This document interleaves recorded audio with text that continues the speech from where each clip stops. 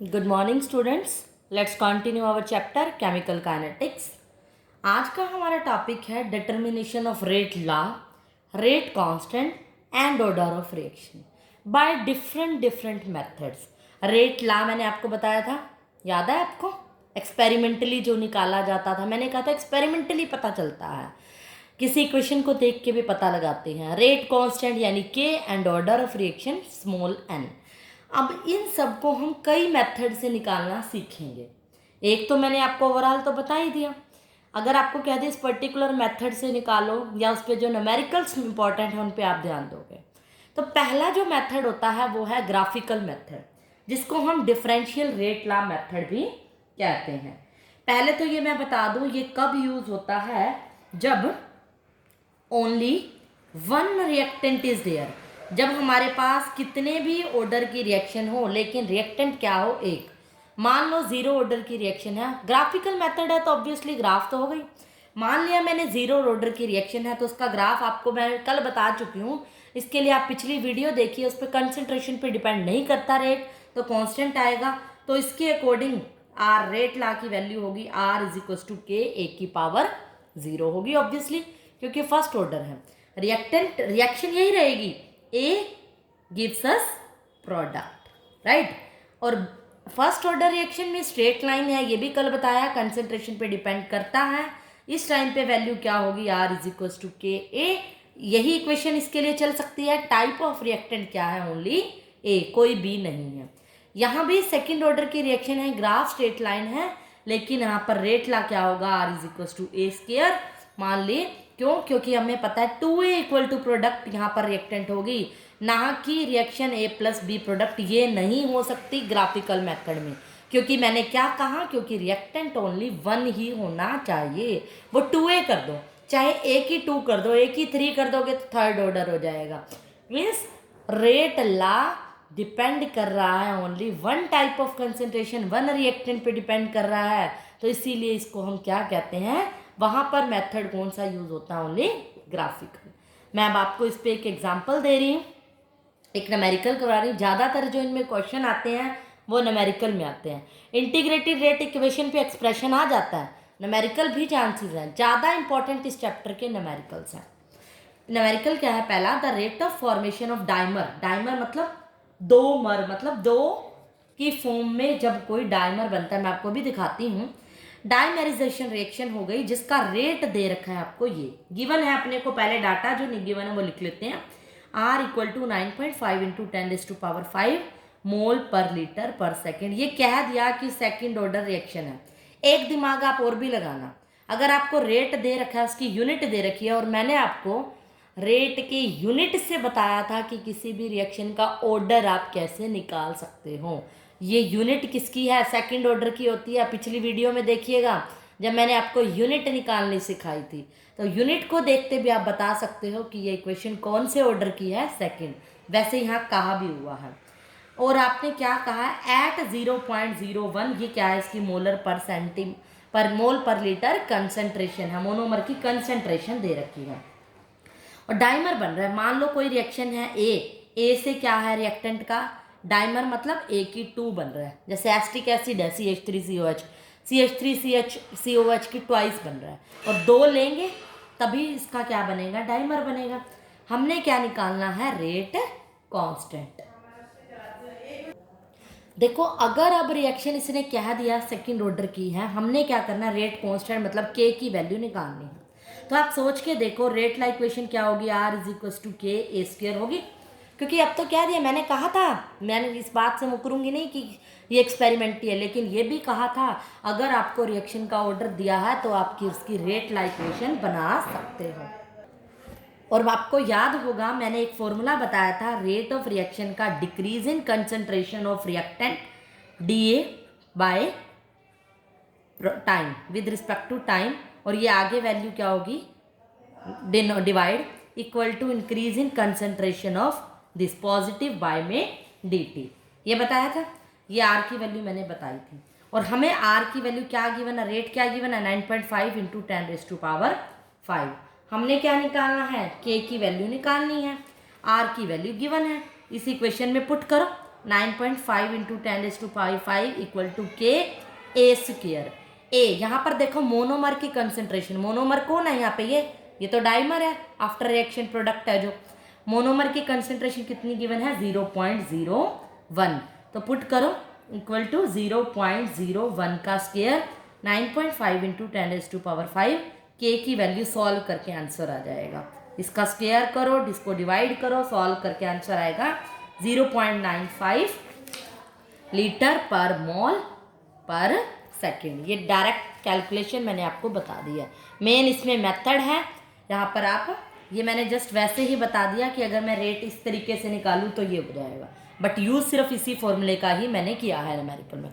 चाहो ये कोई ज़रूरी भी नहीं है स्टेप, डायरेक्ट आप इससे भी कर सकते हो। तो देखो मैंने रेट कांस्टेंट निकाल दिया और रेट ला इक्वेशन खुद से ही डिराइव की है। जो सेकंड मेथड होता है, पहला ग्राफिकल मेथड है एंड जो सेकंड मेथड होता है वो है initial rate method. Initial rate method का फंडा क्या है, इसका न्यूमेरिकल मैंने एक एग्जांपल लिया है, उस न्यूमेरिकल से समझाऊंगी, बट उससे पहले मैं इसका फंडा कंसेप्ट बता देती हूँ कि किस बेस पर है। इसमें होता क्या है, किसी भी कोई भी रिएक्शन है, मान लो A + B + C gives us product. इसमें क्या होता है, तीनों रिएक्टेंट है मान लो, इसका जो मेन कंसेप्ट है उसमें क्या होता है, किसी भी एक कंसंट्रेशन को, वन कंसंट्रेशन को कांस्टेंट रखा जाता है और अदर को क्या किया जाता है, चेंज किया जाता है। अदर टू कंसंट्रेशन को चेंज करते हैं, मर्जी है इसको कांस्टेंट कर लो, इसको चेंज कर लो, इसको कांस्टेंट ले लो, इन दोनों को चेंज कर दो, एक बार इसको कांस्टेंट कर दो, इन दोनों को चेंज कर दो। मतलब ये फंडा इसमें चलता है, एक की कंसंट्रेशन को कांस्टेंट रख के दूसरे की कंसंट्रेशन को क्या किया जाता है, निकाला जाता है। जैसे कि कहा मैंने, इससे रेट भी निकाल सकते हैं, रेट कांस्टेंट भी और ऑर्डर ऑफ रिएक्शन भी। इस बात को मैं जब आपको न्यूमेरिकल से एक्सप्लेन करूंगी तब आपको अच्छे से क्लियर होगा। So now focus on its numericals which I have given the statement. The following rate data were obtained at 303 kelvin at reaction. कोई रेट डाटा आपको गिवन है, एक रिएक्शन गिवन है, पहले तो आप ये समझो, उसका आपको डाटा भी गिवन है, ये सब है। मतलब आपने किसी रिएक्शन के ऊपर एक्सपेरिमेंट किए, 4 बार एक्सपेरिमेंट किया, 1 2 3 4, और उस टाइम पे रिएक्टेंट में कंसंट्रेशन देखो A और B है। उस टाइम पे A की कंसंट्रेशन, फर्स्ट एक्सपेरिमेंट जब किया तो A की कंसंट्रेशन 0.1 और 0.1 थी, तब रेट हमें D का क्या फाइंड हुआ, इतना, D का रेट बता रखा है। दूसरे एक्सपेरिमेंट में ये कंसंट्रेशन है, तीसरे में इन दोनों की कंसंट्रेशन दे रखी है।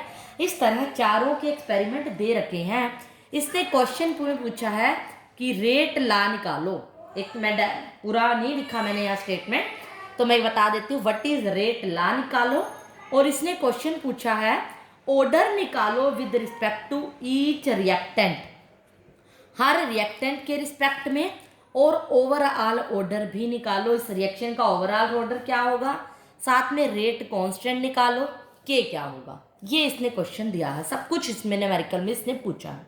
तो बड़े अच्छे से इस न्यूमेरिकल को समझना, जब इस तरह का आपको डाटा गिवन है, सबसे पहला फोकस आपने इस डाटा की एक्सपेरिमेंट की AB कंसंट्रेशन पे करना है। सबसे पहले उसको फोकस करो जिसकी कंसंट्रेशन क्या है, सेम है, अलग अलग एक्सपेरिमेंट की। जैसे A में देखो कोई कंसंट्रेशन सेम नहीं हो रही, B में आओ, पहले एक्सपेरिमेंट पे बात कर रही हूँ, B में 0.1 किसी और की है, यस, तो 1 और 4 एक्सपेरिमेंट में कुछ ना कुछ कॉमन है, क्या, B की कंसंट्रेशन। तो आप स्टार्ट इसी तरीके से करोगे। पहले आप यूज कर रहे हो from first and fourth experiment. आपने क्या देखा कि फर्स्ट एक्सपेरिमेंट में जो कंसंट्रेशन है A की, जो फर्स्ट एक्सपेरिमेंट है उसमें A की वैल्यू 0.1 है और B की जो वैल्यू है वो भी 0.1 है। एंड जब फोर्थ एक्सपेरिमेंट देखा तो उसमें देखा कि A की वैल्यू 0.4 है और B की वैल्यू भी 0.1 है। मैंने ये क्यों लिया, जिसमें एक वैल्यू कॉमन है, इसका रीज़न अभी आपको समझ में आ जाएगा। अगर ये क्या है, रेट कोई रिएक्शन है, इसके रिएक्टेंट है, मैंने कहा कि अगर इस रिएक्शन के अंदर ये देखा गया कि किसी B की कंसंट्रेशन क्या है, सेम है, लेकिन हम क्या देख रहे हैं, A की कंसंट्रेशन इसके 4 गुना है, ये 0.1 है और ये 0.4 है, तो रेट भी क्या हो जाएगा, उसका 4 गुना हो जाएगा, राइट। क्योंकि यहाँ पर रेट, यहाँ पर क्या है, इनिशियल रेट मेथड यूज हो रहा है, ए की कंसंट्रेशन क्या हो रही है, चेंज हो रही है, और बी की कंसंट्रेशन क्या हो रही है, फिक्स है। एक की फिक्स है, दूसरे की चेंज हो रही है। हमें कैसे पता चला कि यही होगी? देखो कैसे पता चलेगा, 4 गुना है। मैंने रेट लगा दिया, एक्सपेरिमेंट 1 के ऊपर रेट ला इक्वेशन लगाई। आर रेट हमें दिया है पहली रिएक्शन का, ये हमने इसके ऊपर रेट इक्वेशन लगाई के ए की पावर अल्फा बी की पावर बीटा। जनरल इक्वेशन ये होती है, मुझे नहीं पता अल्फा बीटा की वैल्यू क्या है। पहले का रेट, पहली इक्वेशन एक्सपेरिमेंट का रेट गिवन है 6.0 इंटू 10⁻³ इक्वल टू के। ए की वैल्यू 0.1 की अल्फा, बी की वैल्यू 0.1 की बीटा। सिमिलरली फोर्थ एक्सपेरिमेंट पे मैं रेट लगाऊंगी, रेट फॉर फोर्थ एक्सपेरिमेंट। तो क्या बनेगा, equal to rate law equation लगा रही हूँ, ए 0.4 की अल्फा, बी 0.1 की बीटा। ये फॉर्मूला होता है। अगर मैं इन दोनों इक्वेशन को डिवाइड कर दूं, यानी rate of 1 by rate of 4 निकालूं, तो क्या आएगा? इन दोनों इक्वेशन को डिवाइड करोगे तो क्या देखूंगी, रेट पहले का 6.0 इंटू 10⁻³ बाय में फोर्थ का रेट क्या है, जो कि इस डाटा में गिवन है, ये 2.4 वाला। 2.4 ये डाटा जब देखोगे आप अच्छे से क्लियर होगा। इक्वल टू के 0.1 अल्फा 0.1 बीटा बाय में के 0.4 अल्फा और 0.1 beta. As it is R1 by R2 की वैल्यू R1 बाय R4 मैंने पुट कर दिया। जब के से के देखा ये कैंसिल हो गया, तो मुझे क्या ऑब्जर्व हुआ, इन दोनों को जब मैंने डिवाइड किया, मैं आपको डायरेक्ट बता देती हूँ आंसर 1/4 क्या बचा, 0.1 अल्फा बीटा बाय 0.14 की अल्फा। ये आई, ये वैल्यू मुझे देखने को मिली। ये दोनों क्या है वैल्यू, 0.1 की अल्फा और बी क्या है 0.1 की बीटा। मैंने बीटा से बीटा काटना है, अल्फा वाला बच गया। किसी बेस की पावर सेम हो तो हम उसको इस तरह से लिख सकते हैं, 0.1 बाय 0.4 की अल्फा। ये कैंसिल हो जाएगा, 1/4 से 1/4 कैंसिल, अल्फा की वैल्यू हो जाएगी 1। सिर्फ कैलकुलेशन है ये मैथ्स की, बड़े अच्छे से देखोगे तो आपको क्लियर हो जाएगा। वीडियो को पॉज करके भी देख सकते हो। उसके बाद मैंने देखना है कि किसकी कंसंट्रेशन मैच कर रही है। ऑब्वियसली डाटा ही ऐसा गिवन होगा, अदर दो की होगी। इसमें ये ए की मैच कर रही है 3, तो 2 और 3 को इसी तरह डिवाइड कर लो, जैसे अभी मैंने किया था। सिमिलरली रेट ऑफ 2 बाय में रेट ऑफ एक्सपेरिमेंट 3 करोगे तो क्या मिलेगा आपको, रेट मैं डायरेक्ट पुट कर रही हूँ, आपको वैल्यू ये आएगी। ये डाटा में आपको गिवन है इक्वल टू के। इस पे रेट ला इक्वेशन मैं आपको डायरेक्ट ही बता रही हूँ, मेथड मैं समझा चुकी हूँ। ये आएगा, ए और बी की वैल्यू पुट करो जनरल, तो इस तरह को देखने को मिलेगा। इन दोनों को डिवाइड करके मेरा आंसर मैं डायरेक्ट बता रही हूँ 1/4। के से के कैंसिल, 0. यहाँ पर क्या कैंसिल है, 3 अल्फा, ये 0.2 बाय 0.4 की पावर बीटा। यहाँ पे कैंसिल होगा, 1/2 आएगा, 1/4 इक्वल टू 1/2 की पावर बीटा। क्या मैं इसको लिख सकती हूँ, 1/2 का स्क्वायर इक्वल टू 1/2 की बीटा। मैथ्स है, कैलकुलेशन है। ये बेस कैंसिल हो गया, बीटा इक्वल टू क्या हो गया 2। मेरे पास बीटा और अल्फा की वैल्यू आ गई। तो मुझे पता है, जनरल मैंने इक्वेशन बनाई थी, ए की अल्फा और बी की बीटा होती है। रेट ला एक्सप्रेशन जनरल यही है। अल्फा बीटा की वैल्यू मैंने निकाल दिया, पुट कर रही हूँ। अल्फा की वैल्यू 1 आई थी, बीटा की वैल्यू 2 आई है, तो मेरी ओवरऑल रेट इक्वेशन आ गई ये। और आपको मैंने बताया ऑर्डर कैसे निकालते हैं, दिस प्लस दिस, 1 + 2 क्या होगा 3, यानी ये थर्ड ऑर्डर रिएक्शन है। और इससे आप के भी निकाल सकते हो। आपको ए की वैल्यू दी हुई है, बी की दी है, और के की वैल्यू आप कैसे निकालोगे, के इक्वल टू आर बाय ए की पावर 1 बी की पावर स्क्वायर। तो आप इस तरह से ए की वैल्यू पुट करोगे। हर एक्सपेरिमेंट में अलग अलग होएगी। एक्सपेरिमेंट 1 में ए की वैल्यू अलग है, बी में बी की अलग है। इसी तरह एक्सपेरिमेंट 2 के लिए के की वैल्यू नाम दे दो, K1 K2, रेट भी हर किसी में अलग है, 1 2, तो 4 इस तरह से के की वैल्यू निकल जाएंगी। 4 वैल्यू निकल गई, ओवरऑल ऑर्डर भी निकल गया। मेरा क्या है, थर्ड ऑर्डर रिएक्शन है। तो इस तरह से आप क्या निकाल सकते हो, किसी का भी रेट कांस्टेंट निकाल सकते हो। इसने ये पूछा था हर रिएक्टेंट के रिस्पेक्ट में भी ऑर्डर बताओ। अगर मैं क्या दूं, ए के रिस्पेक्ट में ऑर्डर क्या है 1, बी के रिस्पेक्ट में क्या है ओनली 2, ओवरऑल ऑर्डर क्या है मेरा 3। ओवरऑल तो होता है पूरी रिएक्शन का, सिर्फ ए के रिस्पेक्ट में उसकी पावर को देखना है, बी के रिस्पेक्ट में उसकी पावर को देखना है। तो ये हो जाएगा किसी भी रिएक्शन का ऑर्डर। तो ये था इनिशियल रेट मेथड। इसमें हमने देखा कि डाटा में ही एक की कंसंट्रेशन कांस्टेंट थी, दूसरे की चेंज थी, इसके अकॉर्डिंग हमने क्या निकाल लिया, उसका रेट ला। तो ये इस पे न्यूमेरिकल था जो कि बहुत इंपॉर्टेंट है, इसको बड़े अच्छे से आपने करना है, एग्जाम में आने के चांसेस हैं। जो थर्ड मेथड होता है रेट निकालने का, इंटीग्रेटेड रेट ला मेथड, जिसको मैं पिछली वीडियो में करा चुकी हूँ, जिसके मैंने डेरिवेशन भी कराए थे, एग्जाम्पल भी कराए थे, न्यूमेरिकल भी कराए थे, जिसमें इंटीग्रेशन करते थे। याद है, जीरो ऑर्डर के लिए वैल्यू निकाली थी A naught minus A by T, और फर्स्ट ऑर्डर के लिए K equal to 2.303 by T log A by A naught by A, इस तरह की वैल्यू थी, A by A minus X कह लो। तो ये सब इंटीग्रेटेड रेट मेथड से, इसके ऊपर मैं बहुत डिटेल में आपको बता चुकी हूँ। जो ये इंटीग्रेटेड रेट ला मेथड होते हैं, इसके अंदर भी दो मेथड होते हैं, एक सब्सटीट्यूशन मेथड और एक होता है ग्राफिकल। सब्सटीट्यूशन में तो क्या होता है, हिट एंड ट्रायल मेथड है, एक की वैल्यू निकाली दूसरे में पुट करी, जैसे कि मैं आपको एग्जाम्पल में दे चुकी हूँ। ग्राफिकल मेथड में क्या होते हैं, ग्राफ प्लॉट होते हैं, जैसे कल मैंने आपको बताया था ना, जीरो ऑर्डर के लिए ग्राफ ये होगा, फर्स्ट के लिए ये होगा, और थर्ड के लिए, सेकंड के लिए ये होगा। तो इसमें ग्राफ भी बनाए जाते हैं।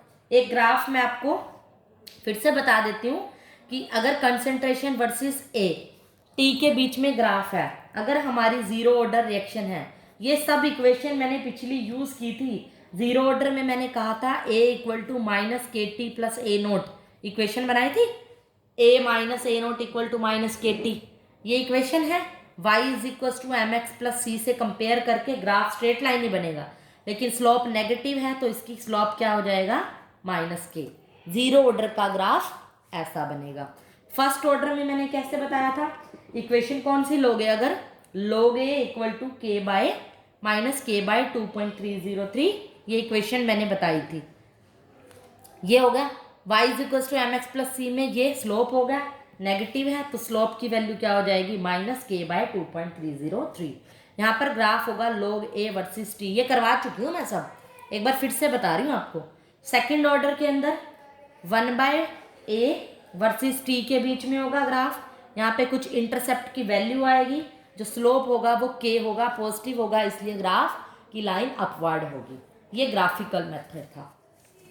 एंड फोर्थ जो मेथड है वो हाफ लाइफ मेथड होता है रेट ला निकालने का। ये लास्ट मेथड है जो कि हाफ लाइफ मेथड, सॉरी ये लास्ट मेथड नहीं है, इसके बाद एक और भी है, फिफ्थ मेथड भी है, ओस्टवाल्ड मेथड, वो भी मैं करवाऊंगी। पहले मैं हाफ लाइफ मेथड के बारे में बताती हूँ। हाफ लाइफ में मैंने कहा था, कल आपको जनरल बताया था, हाफ लाइफ निकालने का फॉर्मूला होता है t 1/2 inversely proportional to a naught की पावर n माइनस 1। बता दिया था, प्रूफ की थी ये बात, जीरो ऑर्डर के लिए ये, फर्स्ट ऑर्डर के लिए ये, सेकंड के लिए ये। इसमें भी दो तरह के मेथड होते हैं, एक तो होता है सब्स्टिट्यूशन मेथड और एक होता है ग्राफिकल मेथड। सब्स्टिट्यूशन में भी क्या होगा, एक की वैल्यू दूसरे में पुट कर देंगे। मैं आपको करके दिखा देती हूँ।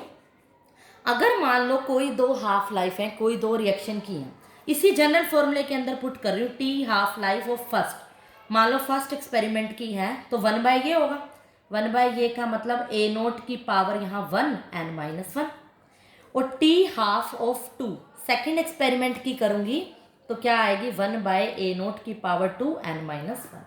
मान लेती हूँ अगर मैं इन दोनों इक्वेशन को डिवाइड कर दूँ, T half of 1 by T half of 2 होगा, तो ये रेसिप्रोकल में है, 2 ऊपर चला जाएगा n माइनस 1 और 1 क्या हो जाएगा, नीचे आ जाएगा। अब किसी की पावर क्या है, सेम है, तो उसको हम इकट्ठा लिख सकते हैं। a2 ये कंसंट्रेशन वाली ब्रैकेट लगानी है, ये रनिंग मिस्टेक में मैं कर रही हूँ, ध्यान करना है। a नोट 1 इसकी पावर क्या है, n माइनस 1 लिख सकते हैं। ये किसके बराबर हो गया, इसके। अगर मैं इस इक्वेशन में दोनों तरफ log ले लूँ, इधर भी log ले लिया, इधर भी, log m बाय n क्या होता है, log m minus log n होगा, टी हाफ 1 का और माइनस 2 का, same log m minus n। log ये क्या होता है, ये फॉर्मूला है log m बाय n तो है ही, एक होता है log m की पावर n, वो होता है n log m। ये भी फॉर्मूले होते हैं, ये +2 में बड़े यूज होते हैं। किसी के ऊपर पावर हो तो वो पावर आगे आ जाती है, इसके ऊपर पावर है तो पावर आगे आ जाएगी n-1 log m/n को फिर से लिख रही हूँ मैं a02 माइनस log a01, ये हो जाएगा। अगर मैं इससे n-1 को इधर रखूँ, इसको इधर ले आऊँ, सॉल्व करूँगी तो कैलकुलेशन है ये सिर्फ n-1 की वैल्यू क्या हो जाएगी log t12 minus log t12 of 2 by में क्या हो जाएगा log a2 की 2 माइनस log a2 की a0 की 1, ये हो जाएगा। और n की -1 की वैल्यू ये है, तो n की वैल्यू क्या होगी 1 प्लस दिस, राइट। n की वैल्यू क्या हो जाएगी, उधर जाके क्या होगा 1 माइनस का था, इधर प्लस हो गया, 1 प्लस हो गया। और n हमें पता है किसी रिएक्शन का क्या होता है ऑर्डर, तो हम इससे ऑर्डर ऑफ रिएक्शन भी इस फॉर्मूले से निकाल सकते हैं। तो हाफ लाइफ की फॉर्म में भी ऑर्डर निकल सकता है, यही पढ़ा था ना एक्सप्रेशन में, अगर आपने ऑर्डर निकालना हो तो ऑर्डर भी हम हाफ लाइफ मेथड से यूज़ कर सकते हैं। अगर हमें हाफ लाइफ गिवन है, किसी की कंसंट्रेशन गिवन है, ऑर्डर निकालने हैं, तो आप डायरेक्ट फॉर्मूला भी लर्न कर सकते हो। एक हाफ लाइफ मेथड के अंदर ही है ग्राफिकल मेथड, मतलब हाफ लाइफ के बीच में ग्राफ बनाना है। अब हमने पढ़ा था अलग अलग रिएक्शंस का अलग अलग तरीका, मैंने टी हाफ लाइफ का जनरल फॉर्मूला ये बताया था, राइट। ऑर्डर अलग अलग होगा, ऑर्डर के की वैल्यू पुट करते जाओ ऑर्डर के अकॉर्डिंग। अगर जीरो ऑर्डर रिएक्शन है तो एन की वैल्यू जीरो पुट करो, तो टी हाफ क्या बन जाएगा जीरो ऑर्डर रिएक्शन के लिए इक्वल टू के तो आएगा 0 -1 ऊपर जाके क्या हो जाएगा +1। टी हाफ की वैल्यू पुट करना है, सिर्फ एन की वैल्यू। ग्राफिकल मेथड है तो ग्राफ होगा, T half versus A note के बीच में ग्राफ होगा। ये क्या है डायरेक्टली प्रोपोर्शनल, तो लाइन स्ट्रेट लाइन, और कांस्टेंट यहाँ पर स्लोप क्या है के। बड़े इजी हैं ये तरीके। इसी तरह फर्स्ट ऑर्डर के लिए इस फॉर्मूले के अंदर किसकी वैल्यू पुट करोगे N, order of reaction N 1 -1 0, यानी कि यहाँ कंसेंट्रेशन पे डिपेंड नहीं करता, इसका मतलब टी हाफ इक्वल टू के बराबर होगा। टी हाफ इक्वल टू के है तो फर्स्ट ऑर्डर का ग्राफ कैसा होगा, कांस्टेंट, कंसेंट्रेशन पे डिपेंड ही नहीं कर रहा। टी हाफ वर्सेस अगर कंसेंट्रेशन करेंगे तो ग्राफ ऐसा होगा। इसी तरह सेकंड और थर्ड ऑर्डर का ग्राफ भी आप कर सकते हो। तो कोई भी आ जाए इसमें जनरल पुट करोगे तो ये हाफ लाइफ मेथड का ग्राफिकल मेथड था, उनके दो मेथड चल रहे हैं। अब लास्ट जो मेथड मैं कह रही थी, फिफ्थ जो मेथड है वो है ओस्टवाल्ड आइसोलेशन मेथड। ये लास्ट ही मेथड है ओस्टवाल्ड आइसोलेशन मेथड, जिसकी हेल्प से हम रेट, कांस्टेंट, ऑर्डर ये सब निकाल सकते हैं। ये कब यूज होता है, when there are number of reactant, जब रिएक्टेंट बहुत सारे हों। याद है फर्स्ट मेथड में मैंने कहा था एक ही टाइप का रिएक्टेंट होगा, इसमें नंबर ऑफ रिएक्टेंट्स होंगे। मान लो रिएक्शन कुछ इस टाइप की है, ए प्लस बी गिव्स अस सी प्रोडक्ट। इसमें क्या है रिएक्टेंट बहुत सारे हैं, ऑल रिएक्टेंट एक्सेप्ट वन, एक को छोड़ के। मान लो कोई भी रिएक्टेंट है, इसका फंडा ये है कि सारे रिएक्टेंट किसी एक को छोड़ के लार्ज एक्सेस में लिए जाते हैं, उसकी अमाउंट बहुत ज़्यादा ली जाती है, एक्सेप्ट वन, किसी भी एक रिएक्टेंट को छोड़ के, ताकि उसकी जो कंसेंट्रेशन में चेंज आए वो नेग्लिजिबल आए, और उस रेट में जो डिपेंड करता है, रेट जिसमें चेंज कम आता है उस पे रेट ला डिपेंड करता है। मतलब क्या है इसका, मेरी बात समझो, कह रही हूँ एक को छोड़ के बाकी दो कंसेंट्रेशन को लार्ज एक्सेस, लार्ज अमाउंट में लिया जाता है। मान लेती हूँ इस रिएक्शन के अंदर बी और सी की कंसेंट्रेशन को लार्ज एक्सेस ज़्यादा अमाउंट में ले लिया गया, और उनकी कंसेंट्रेशन क्या हो गई, रिमेन ऑलमोस्ट कांस्टेंट। और उनकी, इसकी कंसेंट्रेशन को नहीं कह रही मैं, ये कह रही हूँ इफ बी और सी को लार्ज एक्सेस में ले लिया गया और उनकी कंसेंट्रेशन इतना ज़्यादा ले लिया गया कि इनकी जो कंसेंट्रेशन होगी वो क्या हो जाएगी, कांस्टेंट होगी, इतनी ज़्यादा होगी कि वो फिक्स हो जाएगी। तो क्या करेंगे, दूसरे की जिसकी कम ली जाएगी कंसेंट्रेशन, उस पे रेटला डिपेंड करेगा। यानी रेटला बचा कौन, ए की पावर अल्फा, यानी रेट इक्वेशन किस पे डिपेंड करेगी, only on the concentration of A. इसी तरह जो ऑर्डर निकाला जाएगा with respect to A, alpha की जो वैल्यू होगी वही ऑर्डर होगा। हो सकता है ए और सी को लार्ज एक्सेस में ले ले, तो उस टाइम पे लार्ज एक्सेस में लेने पे इनकी कंसेंट्रेशन कांस्टेंट होगी, तो रेट ओनली किस पे डिपेंड करेगा, बी पे, यानी बी की वैल्यू जो बीटा होगी वही ऑर्डर ऑफ रिएक्शन होगा।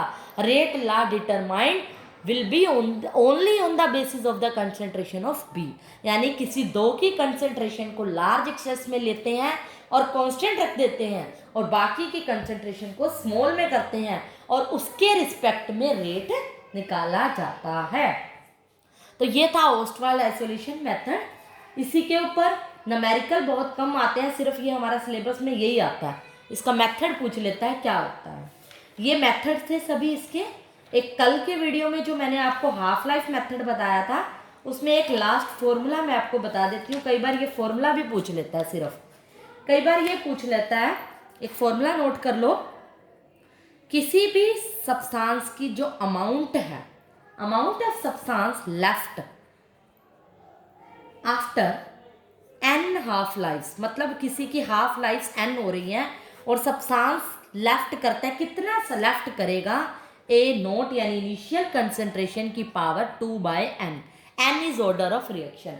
मान लो ऑर्डर किसी भी रिएक्शन का क्या है, 4 है, n की वैल्यू 4 है, तो ए नोट बाय में क्या होगा, 2 की 4। इसके ऊपर एक न्यूमेरिकल भी है, वो आपको बड़ा इजीली समझ आ जाएगा, उसमें ना ये फॉर्मूला यूज होगा। तो कई बार ये क्वेश्चन पूछ लिया जाता है amount of substance left after n half life, तो डायरेक्ट फॉर्मूला पुट करो, ए नोट की वैल्यू पुट करो। उसकी परसेंटेज पूछ लेता है तो 100 से मल्टीप्लाई कर दो। बड़ा सिंपल है न्यूमेरिकल, ट्राई करके देखना। फिर भी अगर नहीं हो पाता तो आप मेरे से जूम लाइव क्लास में इसके ऊपर डाउट्स ले सकते हो। और आपका मैंने जैसे कि पहले भी बताया था क्विज कंपटीशन होगा, जिसमें जो हमारा सिलेबस आएगा सॉल्यूशन चैप्टर जो कि सेकंड यूनिट है वो कंप्लीट आएगी, उसके लिए आप प्रिपेयर रहिएगा, एमसीक्यूज आएंगे। तो आज के लिए इतना ही। इसको वीडियो को पॉज करके स्क्रीनशॉट लोके इसके नोट्स बनाने हैं ताकि हम आगे के लेक्चर भी कवर कर पाएँ। That's all for today.